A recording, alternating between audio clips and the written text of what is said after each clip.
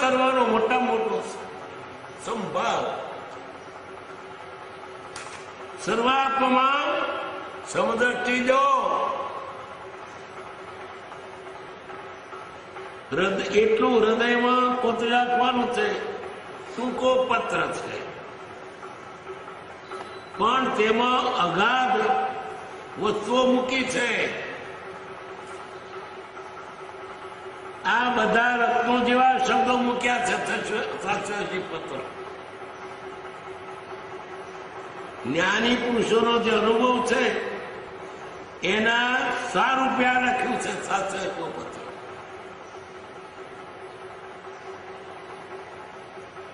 એને ઘૂંટીને પી જવું. ભક્તિ વગર જ્ઞાન પ્રગટતું નથી. પુસ્તકોમાં તે જ્ઞાન થાય મને આવડે કશાના કેટલા પ્રકાર માન ના જાય કશાનો પ્રકાર જાણે મોડે કપાના.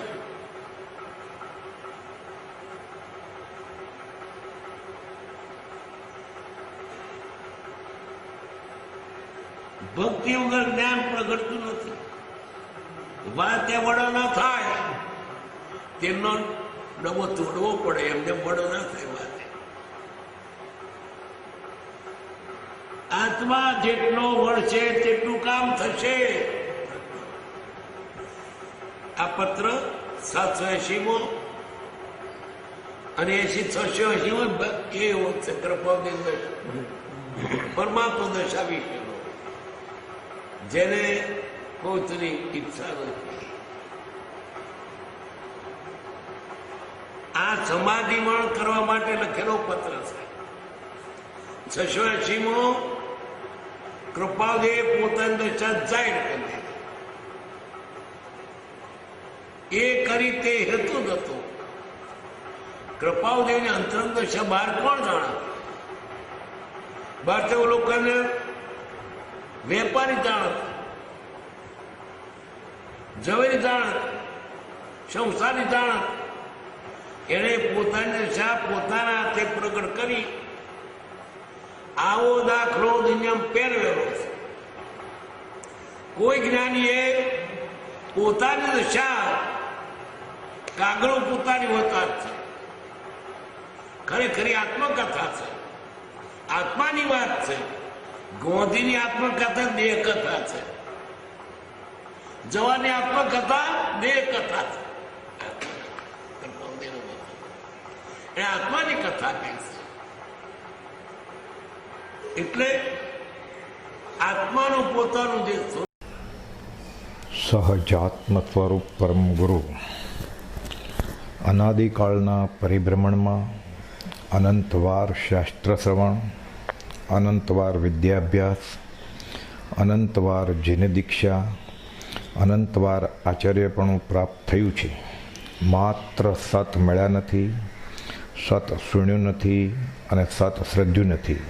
અને એ મળે, એ સુણે અને એ શ્રદ્ધે જ છૂટવાની વાર્તાનો આત્માથી ભણકાર થશે.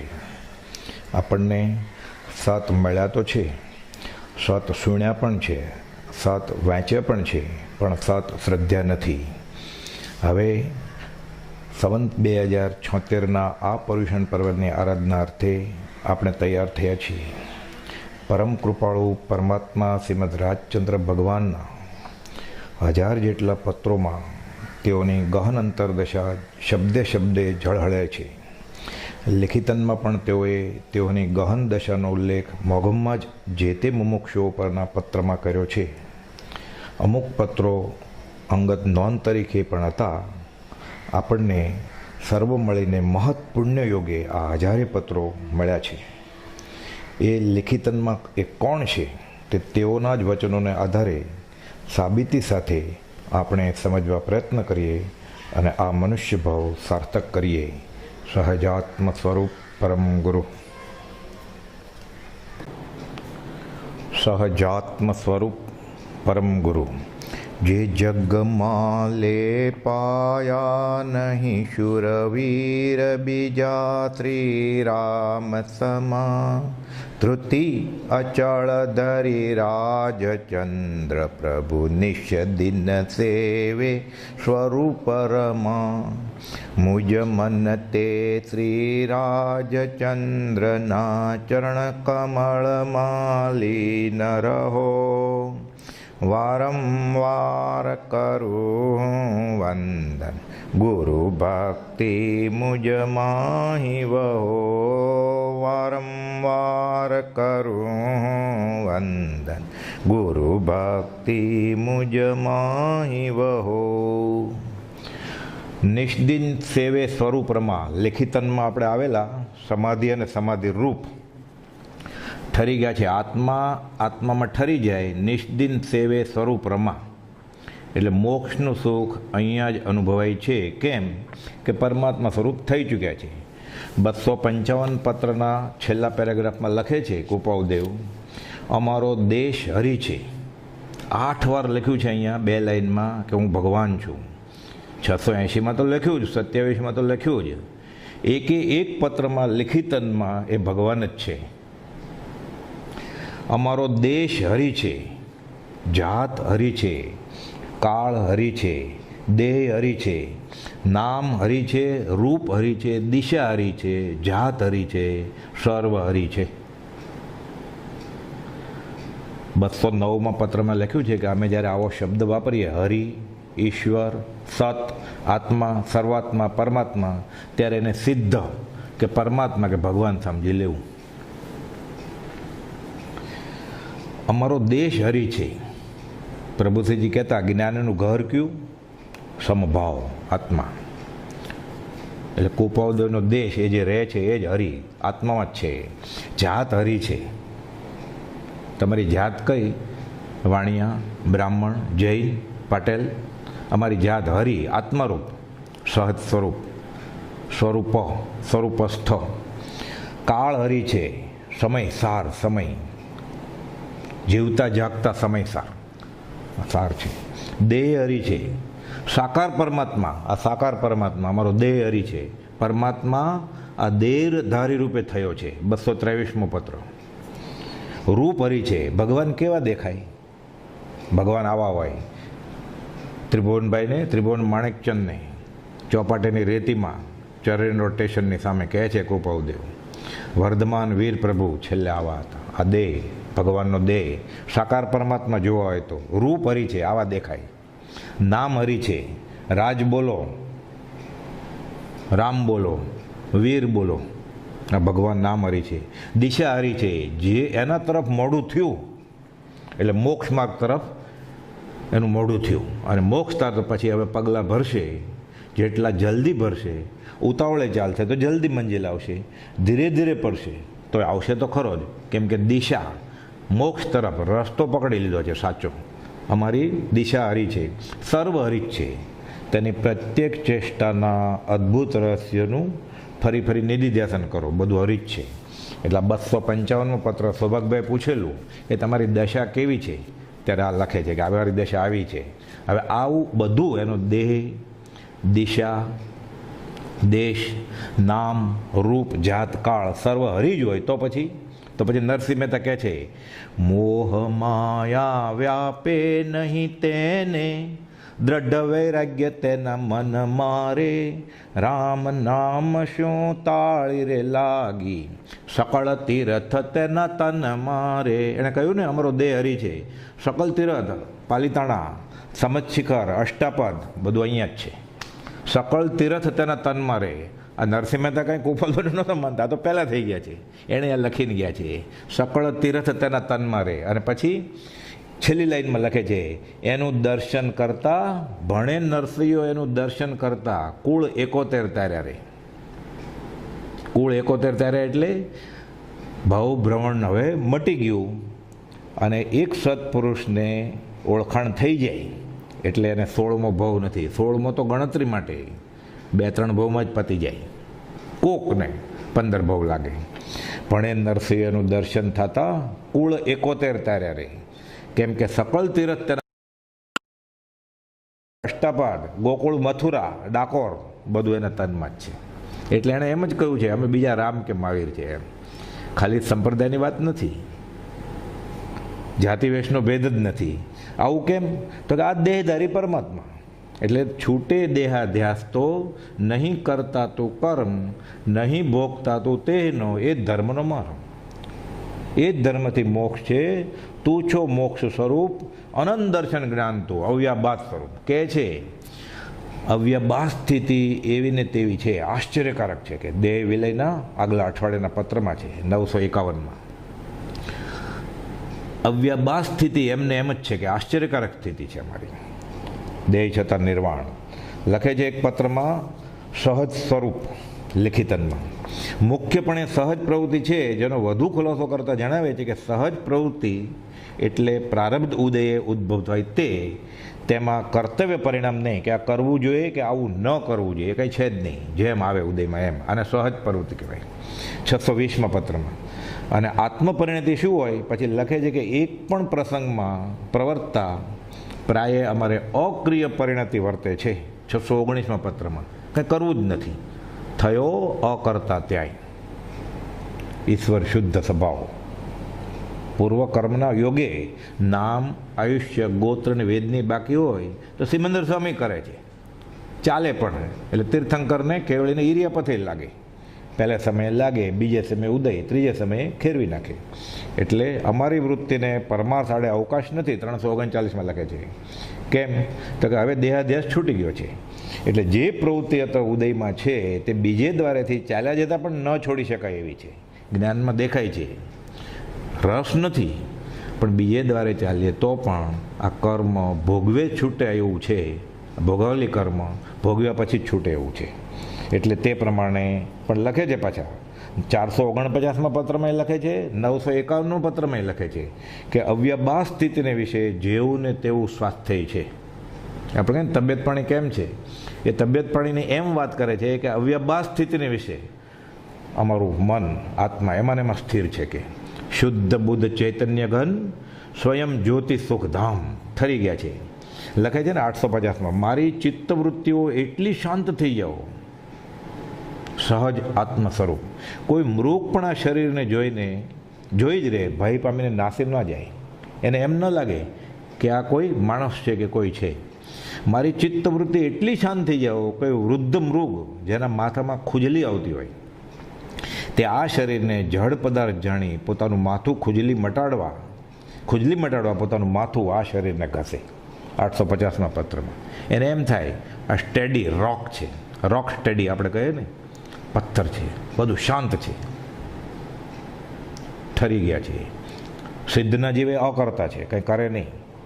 જડે કંઈ અકર્તા છે, કંઈ કરે નહીં. પણ સિદ્ધના જીવ ઉપયોગ સહિત અકર્તા છે.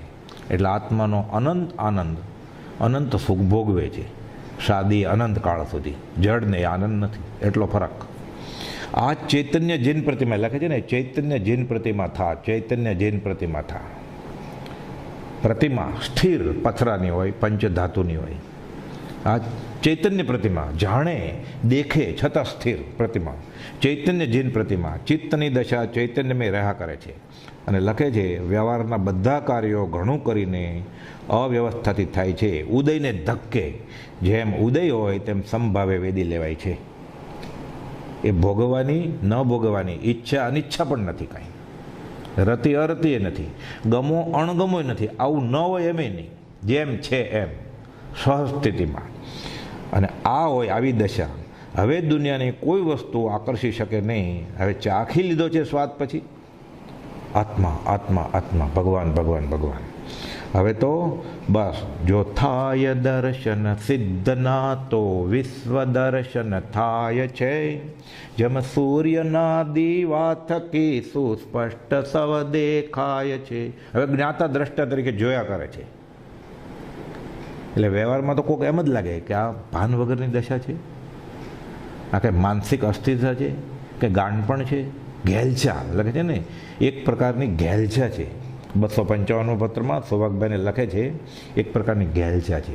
લોકોને એમ જ લાગે કે બોલાવે ત્યારે બોલતા નથી, હસીએ ત્યારે હસતા નથી, ખાવાનું ત્યારે ખાતા નથી, એ કે અમને યાદ જ નથી કંઈ. એટલે સિદ્ધના દર્શન થયા એટલે આકાશી સિદ્ધના નહીં, નિજ આત્મદર્શન થઈ ગયું. આત્મા ઓળખ્યો, જાણ્યો, માણ્યો આત્માને.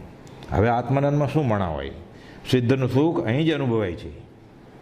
પ્રભુશ્રીજીને ઈડર કહેલું ને 5મે દિવસે સત્સંગમાં કે આ બેઠા છે સિદ્ધ અને આ સિદ્ધશિલા. સિદ્ધનું સુખ અહીં જ અનુભવાય છે. મોક્ષ હથેળીમાં છે, ઈશત પ્રાગભારા પર. ત્યારબાદ આવે બહુ સંદેશમાં, છાયા જાય સમાય, આવે તેમ સ્વભાવમાં મન સ્વરૂપ પણ જાય. તડકો હોય ને એટલે સવારે અને સાંજે, સૂર્યોદય અને સૂર્યાસ્ત પછી લાંબા લાંબા આપણી હાઈટ હોય, ઊંચાઈ એના કરતાં 3-4 ગણા પડછાયા પડે. જેમ જેમ જેમ સૂરજ માથા ઉપર આવે સમદેશમાં, બપોરે બરોબર મધ્યાહનમાં સૂરજ માથા ઉપર આવે ત્યારે પડછાયો સમાઈ જાય. એમાં આવે બહુ સમદેશમાં, છાયા જાય સમાય, પડછાયો સમાઈ જાય. આવે તેમ સ્વભાવમાં મન સ્વરૂપે જાય. મન જેવું કંઈ છે જ નહીં. શરીરને તો ઉપયોગ નથી એટલે જળ. આત્મા આત્મામાં છે. સિદ્ધના જીવને શરીર ન હોય, આ જીવને શરીર નથી. હવે ભાવથી આત્મા ઠરી ગયો છે. તો સિદ્ધમાં, ભગવાનમાં ને આમાં ફરક શું? જે કોઈ ફરક માને છે તેને માર્ગની પ્રાપ્તિ પરમ વિકટ છે. 223મો પત્ર આ છે. અમારું ચિત્ત તે આત્મા સિવાય અન્ય સ્થળે પ્રતિબદ્ધતા પામતું નથી. લખે છે એક પત્રમાં લેખિત અપ્રતિબદ્ધ પ્રણામ. ક્ષણ ક્ષણ પણ અન્ય ભાવને વિશે સ્થિર થતું નથી, સ્વરૂપને વિશે સ્થિર રહે છે. અમારું આવું આશ્ચર્યકારક સ્વરૂપ હાલ તો ક્યાંય કહ્યું જતું નથી. એટલે લિખિતનમાં લખે છે ભેદ રહિત એવા અમે છીએ. 368મો પત્ર. પોતાનું નિષ્કામ સ્વરૂપ સ્થિત, ઈચ્છા રહિત. ઘણા પત્રોમાં જણાવી. લિખિતનમાં લખે છે સહજ સ્વરૂપ 412માં. 653માં શ્રી સહજ આત્મ સ્વરૂપ. 719માં શ્રી સહજ આત્મ સ્વરૂપ. એટલે આત્મ સ્વરૂપ 433માં સ્થિર થઈ ગયા છે. આ લિખિતન જ બધા ભગવાનની દશાનો સૂચક છે. એ મોક્ષ એટલે શું? કૃપાદેવ મોક્ષની વ્યાખ્યા આપી છે 609ના પત્રમાં, પહેલી કોલમમાં. સહજ સ્વરૂપે જીવની સ્થિતિ થવી, સહજ સ્વરૂપે જીવની સ્થિતિ થવી તેને શ્રી વિતરાગ મોક્ષ કહે છે. આ તો મોક્ષ. અને આ સહજ સ્વરૂપ, સ્વરૂપસ્થ, સમવસ્થિત, સમાધિ રૂપ, સહજ આત્મ સ્વરૂપ. તો આ કઈ દશા? આ મોક્ષ. લિખિતન મોક્ષ લખ્યું ને 167માં કહ્યું અંબાલાલભાઈને. ધર્મજીના અંબારામભાઈ પૂછે તો કહેજો, એ નામ ઠામ પૂછે તો કે મુક્તાત્મા હોવાથી એને નામ ઠામ ગામ નથી કંઈ. એટલે લિખિતન પરમાત્મા. પોતે પોતાના વિશે જણાવતા લખે છે આભ્યંતર પરિણામ અવલોકન હાથ નોંધમાં કે આપણે કહ્યું ને કે મોક્ષ એટલે સહજ સ્વરૂપે જીવની સ્થિતિ થવી, તે મોક્ષ છે. અને પોતે કોણ છે? આ આભ્યંતર પરિણામ અવલોકન હાથ નોંધ પહેલીમાં 4થી કોલમમાં લખે છે સહજ. આ કંઈ પત્ર કોઈને લખ્યો નહોતો. પોતાની દશા સહજ છે અને સહજ સ્વરૂપે સ્થિતિ થાય એ તો મોક્ષ છે. આ ભાવ મોક્ષ. આપણને એક જ મોક્ષ ખબર છે કે મરી જવાનું ને ત્યાં ફલાણી જગ્યાએ બેસી જવાનું. એ મોક્ષ તો પછી કોઈનો ઉપકારી જ નથી. એનું કામ થઈ ગયું. ભરત ચક્રવર્તી ભગવાન ઋષભનાથ આ સંસારે હું ડૂબ્યો છું, ક્યારે મળું ઋષભનાથ ભગવાનને? પણ ભૌગોલિક કર્મ એને છોડવા દેતા નથી સંસાર. પછી ઋષભનાથ ભગવાન તો મોક્ષ સીધાવ્યા. પહેલાં તો રડતા હતા. શું રડતા હતા? આ સંસારે હું હજી ડૂબ્યો, પામ્યો ન કેવળ જ્ઞાન, ક્યારે ક્યારે રે પ્રભુ આપશો આ બાળકને ભાન, જાગો રે જીવો મોહ કરો પરો. રસ્તો તો આપી દીધો. ભગવાન મોક્ષ આપે. ભગવાન મોક્ષનો રસ્તો બતાવી દીધો ઋષભનાથ ભગવાને. 98ને ગળે ઉતરી ગયું તો સાથે વયા ગયા. કોપાલો કહે ને 98ને મૂંડી દીધા. ભરત અને બાહુબલી રહી ગયા. હવે ઉત્કૃષ્ટ નિર્વેદ અને સંવેગને લીધે આમ કહે છે ક્યારે આપશો? ક્યાં? એ તો તૈયાર જ છે. સમય માત્રના અનવકાશે સમસ્ત લોક સ્વરૂપસ્તો. એને તો બધાને આપવું જ છે. તો એટલે તો જન્મ્યા છે બીજાને આપવા માટે. વયા ગયા મોક્ષે. પછી કહે છે, હવે જાય છે, ખબર પડી કે મોક્ષે સીધા આવ્યા છે, ભગવાન ઋષભનાથ નિર્વાણ પામી ગયા છે. હવે શું કરવું? હવે પાછા તો આવે નહીં. મ પુનરાવૃત્તિમ સિદ્ધિ ગઈ નામ દે નમો જીણાણમ જીય ભેણામ. ખબર પડી ગઈ હવે પાછા નથી આવવાના. પછી ઓળંબો આપે છે, આર્ય અનાર્ય જનોને સરખા પવન સમ ઉપકારી મોક્ષ વિશે ઉપકારી કોને ત્યાં ગયા સુવિચારી પ્રભુજી બોધ બળે ભવતરીએ. ત્યાં શું વિચારીને ગયા કે ત્યાં કોને ઉપકાર કરશો? કે અહીંયા તો આર્ય અનાર્ય બધાને ઉપકાર કરતા હતા. એટલે એ મોક્ષ છે એ કોને ઉપકારી? અને પોતે પોતાનો ઉપકારી થઈ ગયા એટલે પોતે જ ઠરી ગયા. હવે કરતા બહુ છે જ નહીં. એટલે કે અહીંયા મોક્ષધારી હોય કોઈ મૂર્તિમાન મોક્ષ, એટલે સહજ સ્વરૂપે જીવની સ્થિતિ થવી તે મોક્ષ છે. આ મોક્ષની વ્યાખ્યા આપણે કામની છે. આપણે ઓલી વ્યાખ્યા લઈને માળા કરીએ છીએ, મોક્ષ મોક્ષ મોક્ષ.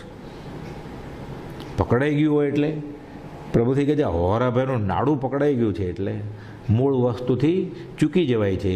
અને જ્ઞાનની ઓળખાણ થવામાં ધર્મનું કહેવાતું જ્ઞાન પણ, શાસ્ત્ર જ્ઞાન પણ એને અંતરાય થાય છે. જે જ્ઞાન મહાન નિર્જરાનો હેતુ થાય છે તે અનધિકારીના હાથમાં જવાથી ઘણું કરીને વિપરીત પરિણામે છે. આ વિપરીત થાય છે. આ બધું લખે છે સહજ આભ્યંતર પરિણામ અવલોકનમાં મથળા હેઠળ. અને પછી પત્ર લખે છે કે કાળનો ક્ષોપશ્મી પુરુષ છે. પાછા અલ્પ લઘુતા કેટલી તે કંઈક પામ્યો છે એમ લખે. છેવાડું આવી ગયું છે, પરમાત્મા સ્વરૂપ થઈ ગયા છે, મોક્ષ માર્ગ ભગવાન થઈને પ્રકાશ્યો છે આત્મસિદ્ધિમાં. પછી લખે છે તે કંઈક પામ્યો પણ છે. આગળ લખે છે પછી 5મી કોલમમાં પાના નંબર 791માં આભ્યંતર પરિણામ અવલોકન હાથનો 4થીમાં સહજ લખ્યું ને 5મામાં લખ્યું નિશંક માર્ગનો, છેલ્લા માર્ગનો નિશંક જિજ્ઞાસુ છે. કયો છેલ્લો માર્ગ? 12માંથી 13મું, 13માંથી 14મું નિશંક જિજ્ઞાસુ છે. પછી પાછા લખે છે આયુષ્ય પૂર્ણે તમે જોયેલું જે પદ તેમાં એક મને પણ જોશો. આયુષ્ય પૂર્ણે મટીએ દૈહિક પાત્ર જો. તો અત્યારે શું છે? નિશંક જિજ્ઞાસુ છે ને. કેની જિજ્ઞાસા છે? આત્મામાં ઠરી જાય એની ને. 13થી 14ની શ્રી સિમંદર સ્વામી અને અન્ય વિદ્યમાન તીર્થંકર ભગવાન બધા બીજા નમોથણમાં આવે છે ને. સિદ્ધિ ગઈ નામ દે ઠાણમ સંપાવમ કામાણમ નમો જીર્ણાણમ જીય ભયાણમ. પહેલું નમોથણું, બીજું નમોથણું ને ત્રીજું. પહેલામાં નમો જીર્ણાણમ જીય ભયાણમ બરોબર. સિદ્ધિ ગઈ નામ દે ઠાણમ સંપત્તાણમ. અને હવે અહીંયા તો છેલ્લા માર્ગનો નિશંક જિજ્ઞાસુ છે. સિદ્ધિ ગઈ નામ દે ઠાણમ સંપાવમ કામાણમ. આ બીજું નમોથણું એમાં આવી ગયા છે. એટલે દેહધારી પરમાત્મા પોતે લખે છે ગુજરાતીમાં છેલ્લા માર્ગનો નિશંક જિજ્ઞાસુ છે. એનું અર્ધમાગ્નમાં એમ થાય કે સિદ્ધિ ગઈ નામ દે ઠાણમ સંપાવમ કામાણમ. એટલે આપણે બીજું નમોથણું બોલીએ ને એટલે કોપોદોની પ્રાર્થના થઈ જાય. એ તો કે અમે સિદ્ધ છીએ એટલે પહેલું નમોથણું એને જ આવ્યું ને. એટલે અમે સત્પુરુષ છીએ એટલે ત્રીજું એને જ આવ્યું ને. સર્વદેવમ નમસ્કારમ રાજપતિ ગચ્છતિ. જેમ આકાશાતમ પતિતમ તોયમ સાગરમ પતિ ગચ્છતિ. અર્જુન પૂછે છે હું કોને પગે લાગુ? કુળ દેવતાને, શંકરને, પાર્વતીને, ગાયત્રીને, ગણપતિને. તો કહે છે શ્રી કૃષ્ણને હે પાર્થ અર્જુન તું ગમે એને પગે લાગને. જ્યારે મને ઓળખીને પગે લાગીશ. સર્વદેવમ નમસ્કારમ કેશવમ પ્રતિ ગચ્છતિ. એમ રાજને ઓળખી રાજને જે ભજે રાજ સ્વરૂપ તે થાય. રાજ રાજ સૌ કોઈ કહે વિરલા જાણે ભેદ. જે જન જાણે ભેદ તે કરશે ભવછેદ. એટલે સર્વદેવમ નમસ્કારમ રાજપતિ ગ્રહતિ. પ્રભુથી સાદી ભાષામાં કહેતા હાથીનું પગલું. એટલે આ ગુંઠાણા આયુષ્ય સ્થિતિ પૂરી થઈ. તમે જોયેલું પદ તેમાં એક મને પણ જોશો. પાના નંબર 794. જ્ઞાનીના ઉદયને ન જોઈએ તો જ્ઞાનીનું મૂળ સ્વરૂપ તો આત્માપણું, પરિતોષપણું, મુક્તપણું જ છે. જે સામાન્ય મનુષ્યને ન જણાય પણ પોતે તો લિખિતનમાં લખ્યું જ છે તેમ સમ સ્વરૂપ છે 385માં. આત્મપ્રદેશ સમસ્થિતિએ 388માં.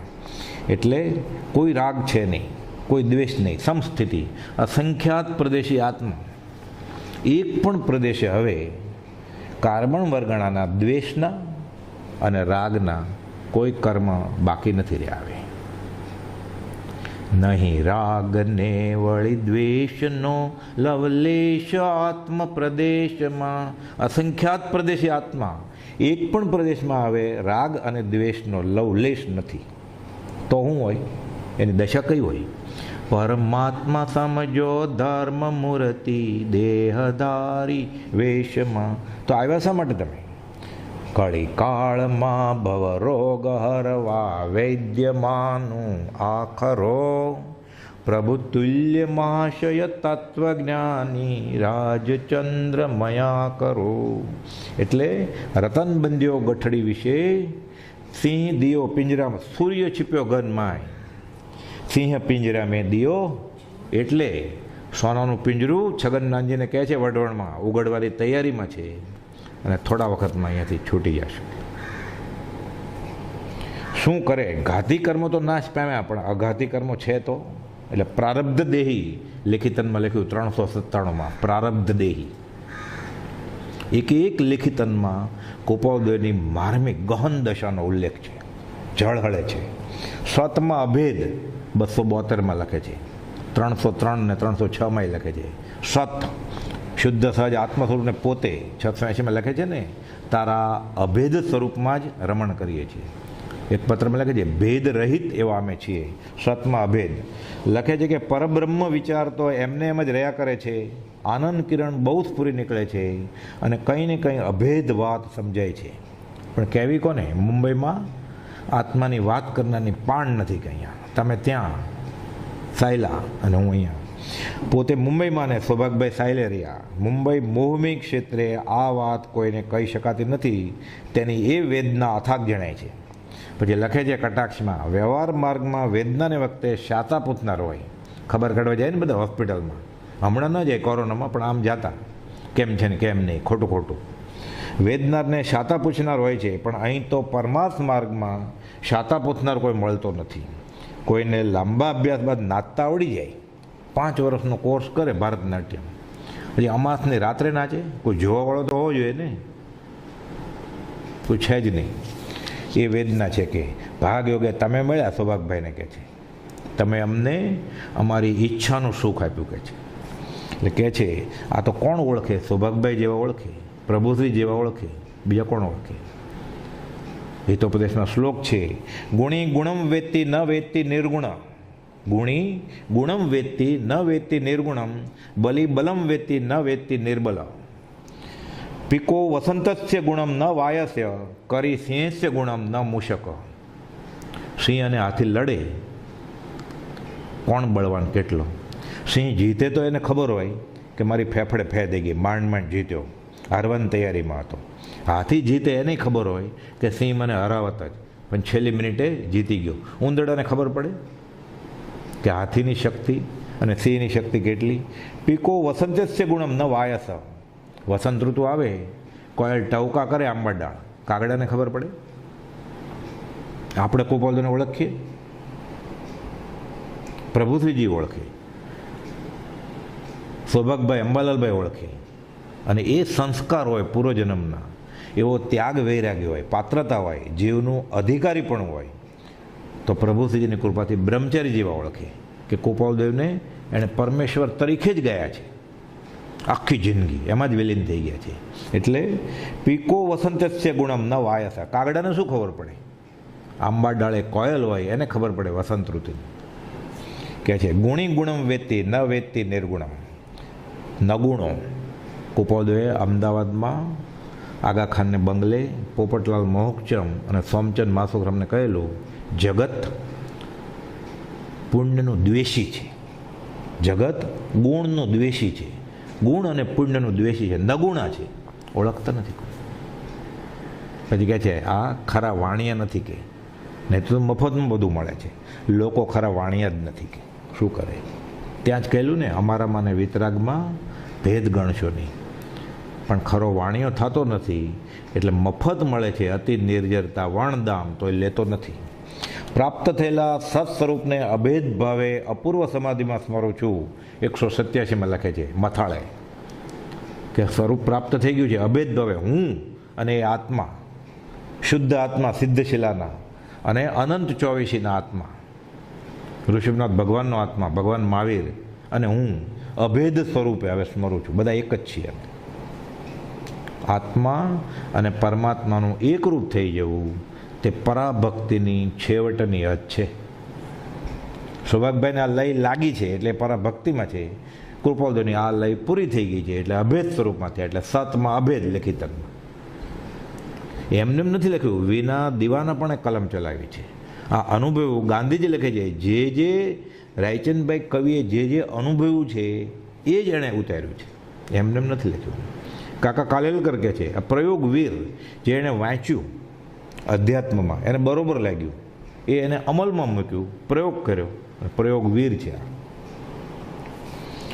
પ્રાપ્ત થયેલા સત્સ્વરૂપને અભેદ ભાવે અપૂર્વ સમાધિમાં સ્મરું છું. પોતે અને સત શુદ્ધ આત્મ સ્વરૂપ જુદા નથી. વીરમાં હું અને વીર મારામાં. આ ગર્તવારો આ ભેદ સમજાવ્યો એણે.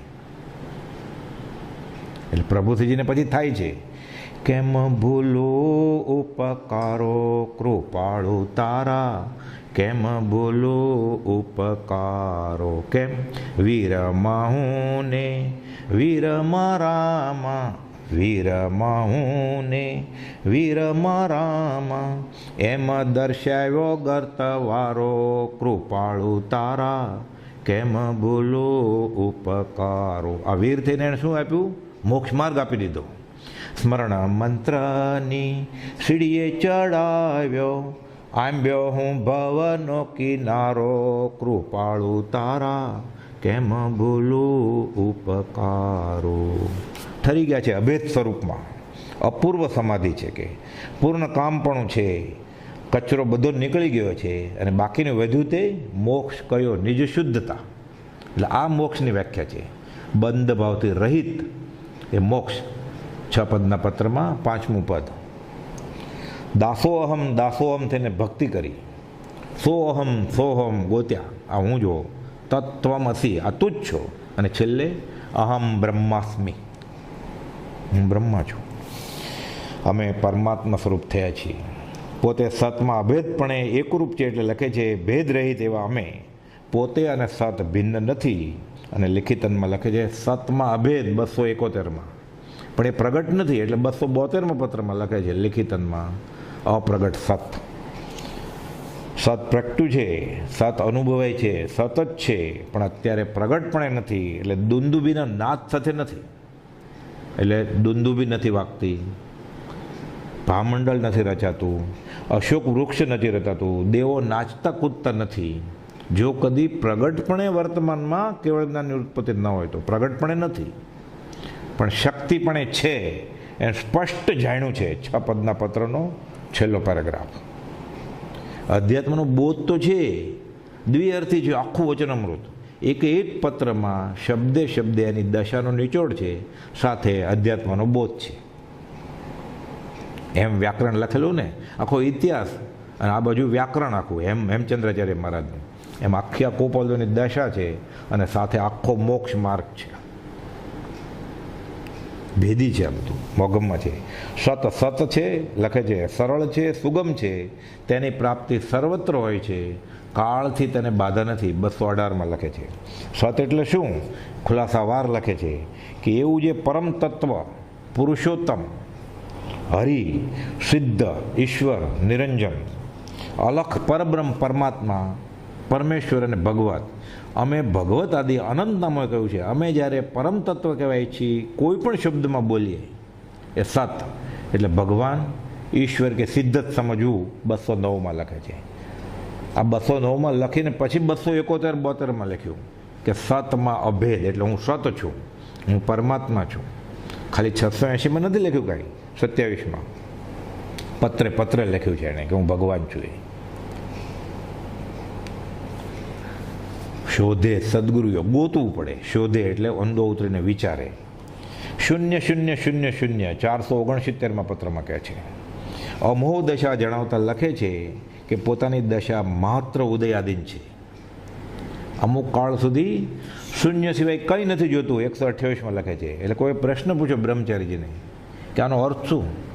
તો કે શૂન્ય પણ એટલે નિર્વિકલ્પ દશા પણ અમુક કાળ સુધી. તો કે એમ અમુક કાળ કેમ માગ્યો છે? તો કે 2 ઘડી સુધી શૂન્ય દશા નિર્વિકલ્પનું આરાધ્ય અને જ્ઞાની શ્રેણી માંડે એટલે અંતર્મુહૂર્તમાં કેવળ જ્ઞાન થાય. ગોપાળદેવે 128માં પત્રમાં 47માં લખ્યું અને દેહ છોડ્યો 13 વર્ષ પછી, 53માં, 57માં, 11 વર્ષ પછી. તો 2 ઘડી શૂન્ય દશા રહે તો શ્રેણી માંડીને કેવળ જ્ઞાન થાય. તો 11.5 વર્ષ સુધી આ દશા હોય તો કઈ દશામાં જાય છે? ભાઈની ઉત્તમ ગતિ. હવે આનાથી ઉત્તમ ગતિ કઈ હોય? છેલ્લે મોગમમાં જ કહી ગયા બધું કે ભાઈની મનસુખ ફિકર નહીં કરતો, ભાઈની ઉત્તમ ગતિ છે. હવે આનાથી ઉત્તમ ગતિ કઈ હોય? એ મનસુખભાઈ ગોત્યા કરે, આપણે ગોત્યા કરીએ. એટલે અમો દશા જણાવતા લખે છે કે અવિકલ્પરૂપ સ્થિતિ છે, સમ વિષમતા નથી, સહજાનંદ સ્થિતિ છે અને કેવળ સંકલ્પ વિકલ્પથી રહિતપણાની દશા. એટલે સાઈમાં લખે છે 0 0 0 0 469માં. અમુક કાળ સુધી શૂન્ય સિવાય કાંઈ નથી જોઈતું. આ એનો અર્થ બ્રહ્મચારીજીએ સમજાવ્યું છે કે 22મેં વર્ષે ગોપાળદેવને આ દશા હતી. 128માં પત્રમાં લખ્યું છે અને 843માં પત્રમાં પાછો આમ માન્યતાને સહી સિક્કો થયો લખ્યું, લિખિત નિર્વિકલ્પ. 329માં તો લખ્યું જ હતું, અવિકલ્પ સમાધિનું ધ્યાન ક્ષણવાર પણ મળતું નથી. પણ 843માં લખે છે લિખિત નિર્વિકલ્પ, શૂન્ય થઈ ગયા છે, ઠરી ગયા છે. એટલે જ્ઞાની આવું કે મોગમમાં એ જીલને કેવી રીતે? ભગવાન મહાવીર કે તીર્થંકરને કેવળ જ્ઞાન થાય પછી એ દિવ્ય ધ્વનિ પ્રગટે, ઓમ બોલે, કોણ સમજાય? પણ ગણધર ઝીલી લે અને ખાલી આ ઓમ શબ્દથી દિવ્ય ધ્વનિની આખી દ્વાદશાંગીની રચના કરે, કરોડો શ્લોક પ્રમાણે. એટલે ઝીલવાવાળા ઝીલે, અતિમતિમાન દેવગુરુ સારિખા જાણે પણ ન કહી શકે. કે કેવી રીતે? કયું છતાં વિશાળ ગગનવત જન્મન વિશે ન સમાઈ શકે. લોકોને કેમ સમજાય? કોક સમજે, કોઈ વિરલો જાણે ભેદ. એટલે જ્યાં ઉદેરીને કંઈ પણ કરવાની અલ્પમાત્ર ઈચ્છા નથી એવી દશાના ધારક 619માં લખે છે કે અમારી કોઈ પણ પ્રસંગમાં પ્રવર્તતા કે લખતા કે કાંઈ કાર્ય કરતા અક્રિય પરિણતિ વર્તે છે, સહજાત્મ સ્વરૂપે સ્થિત છે. અને પછી તોય લખે છે પાછા કે વિપરીત કાળમાં એકાકી હોવાથી ઉદાસ. 466માં પત્રમાં છેલ્લે કોઈ છે નહીં ઝીલનાર. ભગવાન મહાવીરને કેવળ જ્ઞાન થયું પછી 66 દિવસ સુધી કોઈ ઝીલનાર જ નહોતા. પછી એ તો ઇન્દ્રપતિ ગૌતમ આવ્યા. એટલે આવું જ હોય. અને આ કાળમાં પરમાર્થની વર્ષા થવાનું અથવા ન થાય એમ તીર્થંકરની વાણી છે. એ તીર્થંકરની વાણી ખરી પડવાને અર્થે અમને આવો ઉદય છે. એટલે પોતે અબંધ પરિણામે ફક્ત આયુષ પૂરું કરે છે, અબંધ પરિણામી. અને અબંધ પરિણામની દશા હોય છે એ મોક્ષ દશા છે. મેં હું અલગ પુરુષ કા દાસા, દેખન આયો જગત તમાસા. વચનામૃત 165માં કહે છે જગત અને જગતની લીલાને બેઠા બેઠા મફતમાં જોઈએ છીએ, બંધાતા નથી. જે જગમાં લેપાયા નહીં, શૂરવીર બીજા છે રામ સમા. અચળ ધ્રુતિ છે, આત્મધ્યાનમાં છે. ઓમ ઓમ ઓમ ઓમ લેખિતનમાં લખે છે. આપણે બોલીએ જ ને, ઓમકાર બિંદુ સંયુક્તમ નિત્યમ ધ્યાયંતી યોગીનો કામદમ મોક્ષદમ ચેવ ઓમકારાય નમો નમઃ. લિખિતન ઓમ ઓમ ઓમ ઓમ. ઓમ એટલે અ ઉ મ ઓમ. બ્રહ્મા અજન્મા સ્વયંભૂ ગણાય છે. અજન્મા અ બ્રહ્મા, પાલન પોષણ વિષ્ણુ કરે ઉ, અ ઉ. અને મહેશ મ, વ્યંજન અનુનાસિક, આગળ ઉ આવ્યો એટલે ફાડ્યો, અ ઉ મ ઓમ. 3 લોકનો ચરાચર બ્રહ્માંડનો સાર. ઉપન્નેવા, ધુવેવા, વિગન્નેવા, ઉત્પાદ, વય અને ધ્રુવ.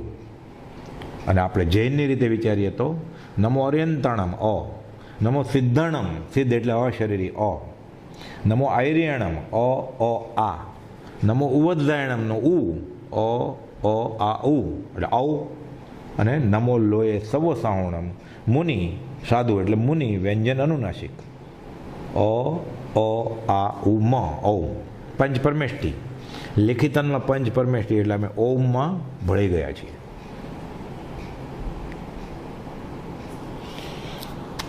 આજ અરિદંત, આજ સિદ્ધ, આજ સહજ આત્મ સ્વરૂપ, આજ પંચ પરમેષ્ટી અને આ ઓમ. પછી લખે છે 158માં આ જગત આખું ભગવત રૂપ જ છે, ચિત્ત ને આનંદ. પછી તિરોભાવ આવિર્ભાવની બધી વાત કરે છે અને પછી લખે છે કે આ જગત સાવ સોનાનું થાય તો અમને તૃણવત છે, પણ પરમાત્માની વિભૂતિ રૂપે અમારું ભક્તિનું ધામ છે. બ્રહ્મનો જ વેદાંત પ્રમાણે આખું વિશ્વ બ્રહ્મ જ છે. બ્રહ્મ સત્ય, જગત મિથ્યા. એટલે કહે છે આ સમસ્ત વિશ્વ બ્રહ્મરૂપ જ છે, ભગવત રૂપ જ છે એવું ભાષ્ય એ એમ જ છે એમ અમારો નિશ્ચય અનુભવ છે. અને આમ થાય છે એ બ્રહ્મને ઓળખી જાય છે, આત્માને ઓળખી જાય છે અને બ્રહ્મ સ્વરૂપમાં પોતે વિલીન થઈ જાય. એટલે લિખિતન અહમ બ્રહ્માસ્મિ એટલે લિખિતન ઓમ ઓમ ઓમ ઓમ. જૈનની રીતે ને જૈનેતરની રીતે એણે તો કહ્યું જ છે ને અમે બીજા રામ ને બીજા મહાવીર છીએ. એટલે પંચ પરમેષ્ટિમાં છે, નવકાર મંત્રમાં સમાઈ ગયા, ઓમમાં સમાઈ ગયા, બ્રહ્મમાં સમાઈ ગયા. એટલે આત્મ સાક્ષાત્કાર કયો, સમ્યક દર્શન કયો, પરમાત્મા કયો, સિદ્ધ કયો, બધું એક જ છે. હરિ તારા નામ છે હજાર, કે નામે લખવી કંકોત્રી. જ્યારે આ સમસ્ત વિશ્વ ભગવત સ્વરૂપ લાગશે અને દાસ થઈને ભક્તિ કરશે, દાસોહમ, પછી દેખાશે કિરણ સોહમ સોહમ, પછી તો નિશ્ચયાત્મક અનુભવ થશે તત્વમસી તું જ છો. અને છેલ્લે પછી 680માં લખ્યું એમ અહમ બ્રહ્માસ્મિ અમે પરમાત્મા સ્વરૂપ થયા છીએ. અનુભવાયા. ગાંધીજીએ મોક્ષનું પૂછેલું ને, સમજાવ્યું કૃપાલદેવે. મોક્ષ ખબર પડે કે મોક્ષ હવેના ભવમાં થવાનો છે કે આ ભવે થઈ ગયો છે. ગાંધીજીએ ડરબનથી 27 સવાલ પૂછ્યા, એમાં ચોથો પ્રશ્ન છે કે મોક્ષ થશે એ આ ભવે કે પછીના ભવે મોક્ષ થવાનો છે ખબર પડે. એટલે કૃપાલદેવ સમજાવે છે ગાંધીજીને 530માં પત્રમાં ચોથા પ્રશ્નના જવાબમાં કે હાથે કડક દોરડી બાંધી લીધી હોય, આંગળીના ટેરવેથી કરીને બગલ સુધી, ખભા સુધી ટાઈટ બાંધી લઈએ આપણે. પછી એ દોરીના વળ છોડતા જાય આપણે. એટલે પહેલાં તો ખાલી ચડી જાય, ઝંઝનાટી ઉપડે, પીડા થાય, રાડ બોલી જાય, એવી ટાઈટ બાંધી અને કાળું કાળું થઈ જાય બધું, લોહી ન મળે એટલે. પછી છોડે એટલે આંગળીની ટીપ ઉપર, ટેરવા ઉપર એમ થયું હાશ થોડું છૂટ્યું, હજી છૂટ્યું, હજી છૂટ્યું, એમ આંગળી હાશ આંગળી છૂટી, હવે કાંડું જકડાઈ ગયું છે, હજી કાંડું છોડો, કાંડું છૂટ્યું. પછી હાથનો વારો આવ્યો, હાથ છૂટ્યું. એટલે ખબર પડી કે કોણીના નીચે ભાગ સુધી હવે હાશકારો છે, પણ હજી ઉપર બહુ દુખે છે. એટલે કોણી ઉપર છોડતા ગયા એટલે બાવડું આવ્યું, એ બાવડું છૂટી ગયું. એટલે હવે ખબર પડી કે આંગળા, કાંડું, હાથ, બાવડું બધું મુક્ત લાગે છે, પણ હજી આ વળ છેલ્લો બાકી છે. એટલે એને ખટકે છે. હવે આખો હાથ છૂટી ગયો છે, હવે થોડીક જ પીડા છે અને હાથ છૂટી ગયો આ દોરડીથી. એનો આનંદ કેટલો છે અવર્ણનીય કે હાશ, એ તો જેને વૈરાગ આવ્યો હોય, તોબા પોકારી ગયો હોય 84 લાખમાં ફરી ફરીને કે હવે તોબા આ નથી ભાઈ, આ પીડા જન્મ મરણની મારે જોઈએ નહીં. આ આંગળી હાથ જકડાઈ ગયો છે બંધાયેલો, મારે આ પીડા સહન થતી નથી. એટલે જગતથી થાક્યો હોય છે. વિતરાગનો માર્ગ થાક્યાનો માર્ગ છે, નિર્વેદ અને સંવેગ. હવે નહીં જોઈએ કાંયા. એને પછી જે હાશકારો અનુભવાય છે, હવે છેલ્લો છૂટી જાય તો એ છેલ્લો ન છૂટે ત્યાં સુધી શું થાય? જલ્દી છોડો, જલ્દી છોડો. બ્રાહ્મી વેદના. આંખમાં કણું ખટકે છે, હવે ધીરે ધીરે કરાય. હવે ડૂબી રહ્યો છે, જલ્દી, હે પ્રભુ, હે પ્રભુ. હવે માથું ધડ ઉપર રહેતું નથી. હવે તો એવી મહેનત કરે છે કે જાણે એક હાથે મહાભીરમણ સમુદ્ર તરી જાઓ અને એ દોરડું છૂટે છે. હાશ. એટલે ગાંધીજીને કોપાલ લખે છે એ છેલ્લો આંટો ગયો, દોરડી છૂટી ગઈ. એ હાશકારો ક્યાં અનુભવાય છે? સિદ્ધ છેલ્લા ઉપર કે અહીંયા? મોક્ષ અહીંયા અનુભવાય છે. કેમ? એણે અનુભવ્યો છે, એને પાના ઉપર ચડાવ્યું જેટલું ચડાવાય એવું. અવ્યક્ત અવ્યક્ત જ છે. વ્યક્તપણે જે દશા કહી શકાય એ તીર્થંકર આદિએ કહી છે અને અમે કહીએ છીએ કે, એટલે એણે લખ્યું કે મોક્ષ અહીં અનુભવી શકાય છે. સ્વદેહે મોક્ષનો અનુભવ થાય છે અને પછી આયુષ્ય પૂર્ણે મટીએ દૈહિક પાત્ર જો ત્યારે ત્યાં સાદી અનંત અનંત સમાધિ સુખમાં. એટલે આ ઓમ ઓમ ઓમ ઓમ અહમ બ્રહ્માસ્મિ લિખિતનમાં અનુભવાય છે કે એટલે સમજીને શમાઈ ગયા છે. અને ઓમ શ્રી મહાવીર એ આપણે મહાવીર જયંતિના દિવસે જોશું. 680મો પત્ર. હા, સમય કેટલો છે એટલે એ આપણે છે આ. અને હવે વિતરાગ ભાવના યથાયોગ્ય એક પત્રમાં પરમકૌલદેવ ખુલાસો કરતા લખે છે કે કોઈ પુરુષ વિશેષને વિશે કેવળ સર્વ પ્રકારના સંજલન આદિ કશાયનો અભાવ થઈ શકવો યોગ્ય લાગે છે. એટલે લેખિતન ઓમ શ્રી મહાવીરનું પૂછ્યું તમે, એ આપણે મહાવીર જયંતિ દિવસે આખો જે લીધો ને 680મો પત્ર 27, 28, 680 એ આખું ઓમ શ્રી મહાવીર લેખિતન ઓમ શ્રી મહાવીર એ કેમ કહ્યું એનો જવાબ જ છે 680મો. એટલે જે 5મે દિવસે આપણે લીધું એ જ એનો જવાબ છે, લેખિતન ઓમ શ્રી મહાવીર. પણ પછી અંગત લખી નાખ્યું કે કોઈ એ ઝીલનારો પાત્ર જીવ ગોપાલદેવની સમક્ષ નહોતા. હતા સૌભાગભાઈ, એ સાયલામાં હતા, એ તો ઓળખી જ ગયેલા, એને પત્રની જરૂર નહોતી. હવે એને અનુભવ થઈ ગયો હતો. પ્રભુશ્રીજી હતા, અનુભવ થઈ ગયો હતો એને. પણ આપણે જેવા કોક બાકી રહી ગયા હશે એટલે બ્રહ્મચારીજીએ એ પત્ર જે છપાતો નહોતો 5 આવૃત્તિમાં એ ઈસવીસન 1951માં પરમસુદ પ્રભાવક મંડળની પહેલી આવૃત્તિમાં છપાવી દીધો.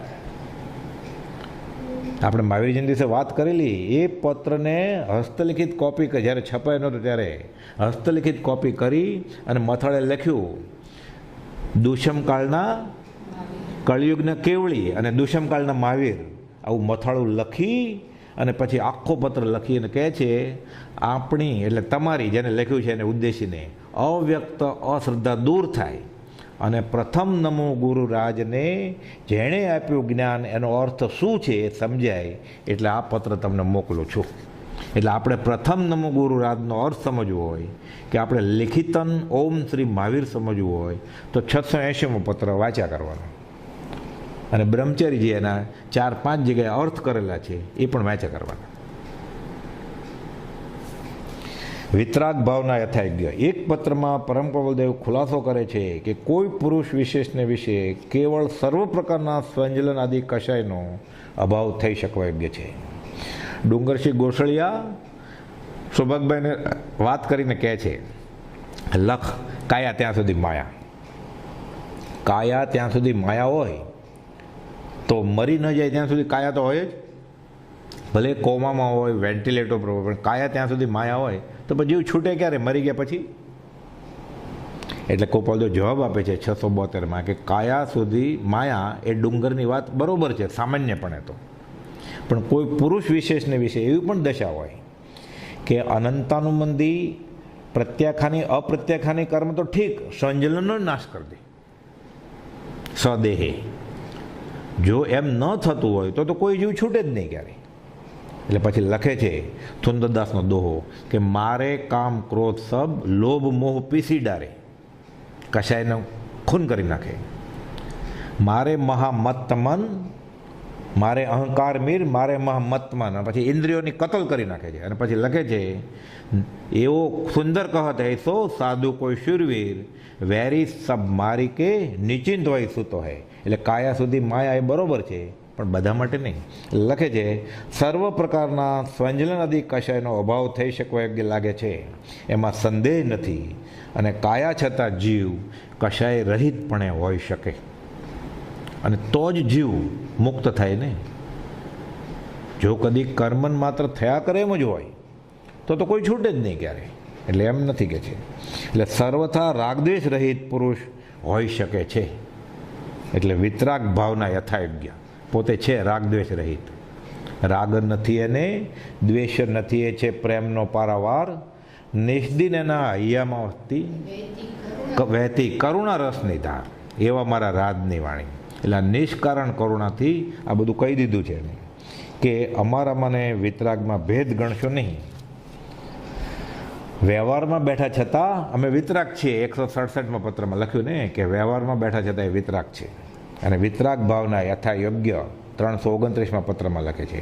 331માં લખે છે વિતરાગપણે પ્રણામ હજો તમને. પછી પાછા લખે છે કોઈ પ્રકારથી રાગપૂર્વક પ્રવૃત્તિ થતી નહીં હોય એવી દશા રહે છે, એમ રહે છે.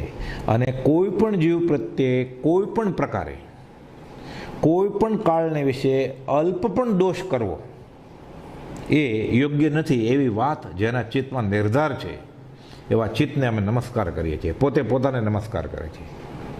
હું મુજને કહું નમો મુજ નમો મુજ, આનંદજી મહારાજ કહેત ને. એટલે સૌભાગભાઈને સંવત્સરીનો પત્ર લખે છે કે કોઈ પણ જીવને વિશે કોઈ પણ કાળે કોઈ પણ પ્રકારે અલ્પ પણ દ્વેષ નથી કરવો એવો ચિત્તમાં નિર્ધાર છે. અને કોઈ પણ કારણે રાગપૂર્વક પ્રવૃત્તિ નહીં થતી હોય એ અનુભવમાં આવે છે. એટલે રાગ દ્વેષ વગર વિતરાગપણે જીવી શકાય ને, એટલે લખે છે વિતરાગ ભાવના યથા યોગ્ય. આ દશા હાંસલ કરી લીધી છે એણે. એટલે અને 128માં પત્રમાં લખ્યું ને કે હવે કેમ જીવવું એ ચિંતા થઈ પડી છે. હવે તૈયાર છે અમે રાગ દ્વેષ વગર જીવશું. એટલે શું કહે છે 20માં પત્ર 21માં વચનામૃત 21માં 120મો ને 121મો બોલ અમને ગજ સુકુમાર જેવો કોઈ યોગ આવો. અમે દ્વેષ નહીં કરીએ, પણ દ્વેષ નહીં કરીએ તો રાગ રહી જાય તો દ્વેષ ન હોય પણ રાગ તો હોય. એટલે પછી એને પછીના વાક્યમાં લખે છે 121માં. એટલે પહેલાં રાગ ને પછી દ્વેષ એમ નહીં, દ્વેષ નીકળી જાય તો પણ રાગ હોય પાછો. રાગ ન હોય તો દ્વેષ થાય જ નહીં, પણ દ્વેષ નીકળી જાય તો રાગ હોઈ શકે. એટલે પહેલાં એમ લખ્યું કે અમને ગજ સુકુમાર જેવો કોઈ યોગ આવો, અમે દ્વેષ નહીં કરીએ. પછી લખે છે અમને રાજેમતી જેવો યોગ આવો, અમે રાગે નહીં કરીએ. અને રાગ અને દ્વેષ નહીં કરીએ તો એ કોણ હોય? એ વિતરાગ હોય. એટલે લખ્યું લિખિતન વિતરાગ ભાવના યથા યોગ્ય. એટલે પશુની દયાની વાત છે ને બધી, અષ્ટભવાંતર વાલીને. એટલે કેવી રીતે રાગ નેમિનાથ ભગવાને છોડેલો એ દશા કૃપાદેવ 20મે વર્ષે તૈયાર છે કે અમને રાજેમતી જેવો યોગ આવો. અને 20મે વર્ષે તૈયાર છે કે અમને ગજ સુકુમાર જેવો યોગ આપો. અને પછી પાછું 128માં દ્રઢપણે કહે છે કે જીવન એક સમય માત્ર હોય અને દુર્નિમિત હોય. એટલે એક સમય જ આયુષ્ય છે અને કમોતે મરવાનું છે. મારે સગડી મૂકે તો કમોત જ થયું ને. તો એમાં દ્વેષ નહીં કરીએ, રાગ દ્વેષને જીતી લીધા છે. એટલે લખે છે આ. અને એક પત્રમાં સહી કરતા લખે છે પ્રારબ્ધિત જીવતા રાયચંદના યથાયોગ્ય. ખાલી વિચરે પૂર્વ પ્રયોગ પ્રારબ્ધથી જ જીવીએ છીએ આ 143માં પત્રમાં. અને લખે છે સર્વક્ષે સૌભાગભાઈને લખે છે ખંભાતના મુમુક્ષુને કે સર્વ ક્ષેત્રે, શરૂઆતમાં લખે છે આ ક્ષેત્રે આ દેહધારીનો જન્મ થવો ઉચિત નહોતો. અહીંયા સત્સંગનો જોગ નથી. પછી લખે છે સર્વ ક્ષેત્રે જન્મવાની તેણે ઈચ્છા રૂંધી જ લીધી છે.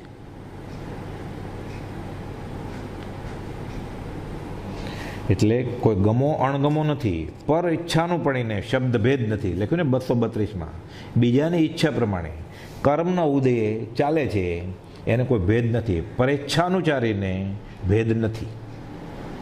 તો દ્વેષ પરિણામ છે તો કે કોઈનો દોષ નથી.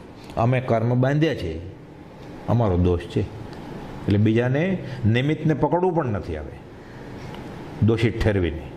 હવે રાગ દ્વેષપણે વિતરાગ ભાવપણે બાકીના થોડા ઘણા કર્મ છે એ ચોગતિ ચોપડા ચવનના ચૂકવી નાખવા છે. લખે છે એક પત્રમાં શ્રી લિખિતન શ્રી રાજચંદ્ર દેવ 838માં પત્રમાં સૂત્ર અને તેના પડખા બધાય જણાયા છે. વિતરાગાત પરો દેવો ન ભૂતો ન ભવિષ્યતિ. આ વિતરાગ દેવ છે. સૂત્ર અને તેના પડખા બધાય જણાયા છે 170માં પત્રમાં. તીર્થંકરના હૃદયમાં આ વાત હતી એમ અમે જાણ્યું છે. એટલે શ્રીમદ રાજચંદ્ર એ જે બોલે છે એ શ્રીમદ રાજચંદ્ર પરમાત્મા બોલે છે. આ ભગવાનની વાણી છે. લખે છે તીર્થંકરના હૃદયમાં આ વાત હતી એમ અમે જાણ્યું છે. એટલે અમુક વાત સૌભાગભાઈને અને ડુંગરસિંહભાઈને સાયલરના સત્સંગમાં શાસ્ત્રોમાં મળતી નહોતી. એટલે ગુંઠાણાની વાત કરે છે. ગોપાલદેવ સમજાવે છે ક્ષય પશ્ચિમી ભાવે ક્ષાયક ભાવે ને એ બધું ઉપશમ શ્રેણી અને ક્ષાયક શ્રેણી વાત. પછી કહે છે શાસ્ત્રમાં છે આ વાત. પણ ન મળે તો વાંધો નથી કાંઈ. તીર્થંકરના હૃદયમાં આ વાત હતી એમ અમે જાણ્યું છે. એ કહે છે પછી આ નજરે જોયેલી અનુભવેલી વાત છે, એટલે અમે જે બોલીએ એ આગમવાણી જ હોય. તો કૃપાલદેવ જે બોલે, જે લખે એ આગમવાણી થઈ કે નહીં, એટલે એને લખવું પડ્યું આ વચન આગમ જ છે, જીન આગમ જ છે, રાગ દ્વેષ અને અજ્ઞાન રહિતપણે નીકળ્યા છે, માટે સેવનીય છે. એટલે અહીંયા લખે છે શ્રી રાજચંદ્ર દેવ, જોકે તીર્થંકરે કર્યા પ્રમાણે કરવા ઈચ્છા છે, તીર્થંકર થવા ઈચ્છા નથી. 170માં આવું તારીખવાર સ્થળ સાથે વધનાર વર્તમાને વિદ્યમાન વીર પત્રાંતે લિખિતમાં લખે છે 838માં શ્રી રાજચંદ્ર દેવ. મુંદાસે લખ્યું કૃપાલદેવની હયાતીમાં જ, અહો રાજચંદ્ર દેવ, રાત દિવસ મને રહેજો રટણ તમારું. આપણે ગાયે ખરા, પણ કયો ઉપયોગ? આ મુંદાસને, આ સોણાવના મુંદાસને કેવી ઓળખાણ હશે, જેનો 23મે વર્ષે તો દેહ છૂટી ગયેલો કૃપાલદેવની હયાતીમાં જ. આ કૃપાલદેવના દેહ વેલે પછી 3 મહિને આ ભક્તિ, આ આશ્રય ભક્તિ, આ સમર્પણ અને આ ઓળખાણ કૃપાલદેવની હયાતીમાં. ખાસ કાંઈ ભાષાનું જ્ઞાન ગ્રેજ્યુએટ કે સંસ્કૃત નહોતું આવડતું, ખાલી શીખવાનું શરૂ કરેલું કૃપાલદેવની આજ્ઞાથી. અને લખે છે કાવ્ય, અહો રાજચંદ્ર દેવ, રાત દિવસ મને રહેજો રટણ તમારું. અને છેલ્લી લાઈનમાં લખે છે, મુન દાસ ગુલામ છે તુમ જાયો. કૃપાલદેવને ચરણે આ ધરે છે ગીત કે રાજચંદ્ર દેવ. કૃપાલદેવને બરોબર લાગ્યું. એટલે કાવીઠાના ઝવેર શેઠને કહે છે કે તમે ભવિષ્યમાં આનંદનજી ચોવીસી છપાવવાના છો, તો એ પુસ્તકના પહેલે પાને આ કાવ્ય મૂકજો. ક્યું? અહો રાજચંદ્ર દેવ, લિખિતન શ્રી રાજચંદ્ર દેવ. આખું આગમ વચનામૃતમાં ઠાલવી દીધું છે, અને આખું આગમ એની દશા લિખિતનમાં ઠાલવી દીધી છે. શુદ્ધ સહજ આત્મ સ્વરૂપ છે. ટાઈમ થોડો. શુદ્ધ સહજ આત્મ સ્વરૂપ પરમ કૃપાલદેવ 307ને મથાળે લખે છે કે એવું જે પરમ સત્ય તેનું અમે ધ્યાન કરીએ છીએ. પછી 2-3 લીટીના પત્રમાં લખે છે કે અમે તેનું નિરંતર ધ્યાન કરીએ છીએ, અને જે સત્યનું ધ્યાન કરે છે તે સત્ય હોય છે, જે સતનું ધ્યાન કરે છે તે સત હોય છે. એટલે પોતે સતમાં અભેદ છે. અને લિખિતનમાં પછી આગળ લખે છે 779માં કે લિખિત શુદ્ધ સહજ આત્મ સ્વરૂપ. પછી લખે છે આ પત્ર અંબાલાલભાઈ અથવા કોઈ એક યોગ્ય મુમુક્ષુ જ વાંચે, બીજા કોઈ ન વાંચે. કેમ કે બધા ઝીલી કેમ શકે? આ પાત્રતા જ ન હોય તો જીવના અનધિકારીપણાને લીધે સમજાય કેવી રીતે? એટલે કર્મ બાંધે. એટલે કે જે અંબાલાલ અથવા કોઈ એક યોગ્ય મુમુક્ષુ સૌભાગભાઈને મરણ પથારીએ સમાધિ મરણ માટે છેલ્લે સંભળાવ્યા. 779મો પત્ર. એમાં પોતે પોતાની દશા લખે છે, લિખિતન શુદ્ધ સહજ આત્મ સ્વરૂપ. જ્યાં રાગ આદિ દોષનો સંપૂર્ણ ક્ષય હોય ત્યાં સંપૂર્ણ જ્ઞાન સ્વભાવ પ્રગટવા યોગ્ય નિયમ છે. એકમાત્ર શ્રીજીને કહ્યું છે તે આત્મ સ્વરૂપ વિશેષ અવિરોધી જોવામાં આવે છે, અને તે પ્રકારે વેદવામાં આવે છે. પછી પાછા કહે છે કે સંપૂર્ણ આત્મ સ્વરૂપ કોઈકને તો પ્રાપ્ત થાય જ, કે જેને રાગ દ્વેષ ન હોય એને, અને પોતાને રાગ દ્વેષ નથી, એટલે શુદ્ધ સહજ આત્મા સ્વરૂપ કે આવી દશાના પુરુષોને વિશે તે સૌથી પ્રથમ પ્રાપ્ત થાય. અને પછી લખે છે કે નિર્વિકલ્પ 23મે વર્ષે વચનામૃત 234માં લખેલું કે પોતાનું અથવા પારકું જેને કાંઈ રહ્યું નથી એવા કોઈ દશા તેની હવે અમારે આ દશાની નજીક જ પહોંચી ગયા છે. મોક્ષ તો કેવળ અમને નિકટપણે સંભવે છે. લખે છે સાવ નજીક આવી ગયા છે કે હવે થોડીક જ વાર છે. પછી કહે છે પૂર્વે જે વિદ્યા બોધ જ્ઞાન ક્રિયાની પ્રાપ્તિ થઈ ગઈ છે તે સગળા આ દેહ જ વિસ્મરણ કરી નિર્વિકલ્પ થયા વિના છૂટકો નથી. અને પછી અવિકલ્પ દશા હાંસલ કરે છે, એ સમાધિમાં આવી જાય છે. 329માં લખે છે કે આ અવિકલ્પ સમાધિનું ધ્યાન મળતું નથી. અને પછી લિખિતન નિર્વિકલ્પ 843માં પત્રમાં લખી નાખે છે. પછી લખે છે તનને અર્થે, ધનને અર્થે, ભોગને અર્થે, સુખને અર્થે, શ્વાસને અર્થે કે કોઈ જાતના આત્મિક બંધનથી અમે સંસારમાં નથી, કોઈ વિકલ્પ જ નથી, અમે નિર્વિકલ્પ છીએ. છૂટે દેહાધ્યાસ તો તે જ ધર્મનો મર્મ. એ જ ધર્મથી મોક્ષ છે. તું છો મોક્ષ સ્વરૂપ, અનંત દર્શન જ્ઞાન તું અવ્યાભાસ સ્વરૂપ. અવ્યાભાસ સ્થિરતા છે એટલે નિર્વિકલ્પતા છે. તો પછી ભાષ્યો દેહાધ્યાસથી આત્મા દેહ સમાન પણ ભિન્ન છે બધું.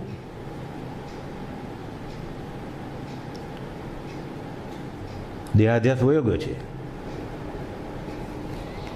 એટલે આત્મા બ્રહ્મ સમાધિમાં છે, પરમ સતનું ધ્યાન કરી રહેલા છે, અવિચ્છિન્નપણે આત્મ ધ્યાન વર્તે છે. 370માં લખે છે. અને અવિષમપણે આત્મધ્યાનમાં સ્થિત એવા લખે છે કે અમે ભેદ રહિત છીએ.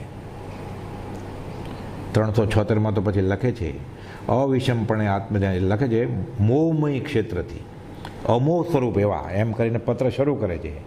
શ્રી મોહમય ક્ષેત્રથી એટલે મુંબઈથી અમોહ સ્વરૂપના એમ કરીને પછી પત્ર પૂરો કરીને લખે છે અવિષમ આત્મધ્યાન વર્તે છે એવા શ્રી રાયચંદ્ર પ્રત્યે નમસ્કાર કરીને પત્ર પૂરો કરે છે.